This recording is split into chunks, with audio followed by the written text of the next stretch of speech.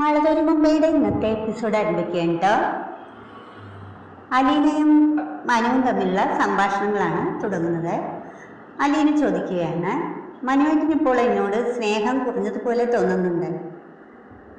ഇപ്പോൾ സ്നേഹം കൂടിയിട്ടേ ഉള്ളൂ. പിന്നെ നീ നിന്റെ പപ്പയുടെ അടുത്ത് സുരക്ഷിതയാണെന്നുള്ള സന്തോഷവുമുണ്ട്. എനിക്ക് അച്ഛൻ്റെ അടുത്തുണ്ടായിരുന്നതിൻ്റെ അത്ര സുരക്ഷിതത്വം ഇവിടെ തോന്നുന്നില്ല. സ്റ്റാൻലി അലീനയുടെ റൂമിലേക്ക് വരുന്നു. നീ ഉറങ്ങുകയായിരുന്നോ? ഇല്ല, ഞാൻ ഉറങ്ങിയില്ല. നീ എന്താ ഇത്രയും നേരത്തെ കിടന്നത്? ഇവിടെ ഫുഡ് കഴിക്കാൻ സമയമാകുന്നതല്ലേ ഉള്ളൂ. എന്നൊരു ക്ഷീണം. നേരത്തെ കിടന്ന് ഉറങ്ങിയേക്കാമെന്ന് വിചാരിച്ചു. നിനക്കെന്താ ക്ഷീണമെന്ന് അറിയാമോ? അറിയാം, ഉപവാസം എടുത്തത് കൊണ്ട്. അപ്പോൾ എല്ലാം അറിയാമല്ലേ? ഇപ്പൊ നീ തോൽക്കണമെങ്കിൽ എൻ്റെ കൂടെ വന്നിരുന്ന് ഭക്ഷണം കഴിക്കണം.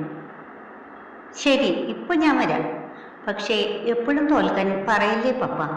ഒരുപാട് തോറ്റിട്ട് വന്നതില്ലേ ഞാൻ. നീ വാ, ബാക്കി പിന്നെ സംസാരിക്കാം എന്ന് പറഞ്ഞ് സ്റ്റാൻലി അലീനയുടെ കൈ പിടിച്ച് ഡൈനിങ് റൂമിലേക്ക് കൊണ്ടുപോവുകയാണ്. ഏതായാലും നീ പോകണ്ട എന്ന് പറഞ്ഞ് വല്യപ്പച്ചനെ വിളിക്കാൻ ആൻ്റപ്പനെ പറഞ്ഞയക്കുന്നു.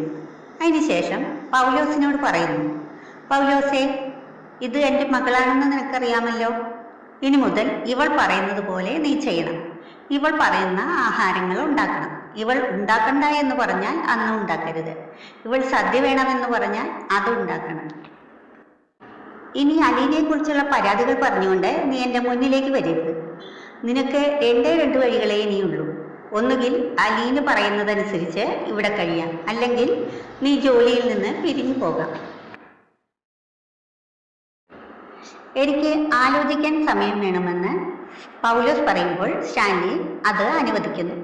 എന്നിട്ട് അലീനയോട് പറയുകയാണ്, നിനക്കിതല്ലേ വേണ്ടിയിരുന്നത്? നിന്റെ സമരം കഴിഞ്ഞില്ലേ? ഇത് കുടിച്ച് ഉപവാസം ബ്രേക്ക് ചെയ്യൂ എന്ന് പറഞ്ഞ് നാരങ്ങ വെള്ളം എടുത്തു കുടിക്കുന്നു. പപ്പയുടെ കൈകൊണ്ട് എന്തെങ്കിലും തന്ന് ഉപവാസം അവസാനിപ്പിക്കാൻ അലീന പറയുമ്പോൾ അങ്ങനെയൊക്കെയുണ്ടോ എന്ന് പറഞ്ഞ് ഒരു സ്പൂണിൽ ഭക്ഷണം കൊടുക്കുന്നു. അപ്പോൾ അവൾ പറയുന്നു, ഇത് ഇരുമ്പല്ലേ? ഒരു മകൾക്ക് പപ്പ ആദ്യമായിട്ട് കൊടുക്കുമ്പോൾ ഇങ്ങനെയാണ് കൊടുക്കേണ്ടത്. അപ്പോൾ സ്റ്റാൻലി അവളുടെ വായിൽ ഫുഡ് വെച്ച് കൊടുക്കുകയാണ് കേട്ടോ. അവൾക്കപ്പോൾ ഭയങ്കര സന്തോഷമാകുകയാണ്. സ്റ്റാൻലിക്കും അതിൽ സന്തോഷമുണ്ട്.